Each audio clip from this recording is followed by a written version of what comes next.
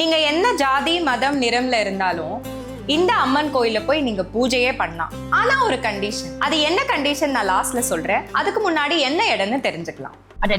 Note பண்ணுங்கப்பா. ஜாதி மதம் நிறம் பாகுபாடு இல்லாம எல்லா மக்களும் வந்துட்டு போற இடம் தான் சென்னைக்கு பக்கத்துல இருக்கிற மேல்மருவத்தூர் அம்மன் கோயில்.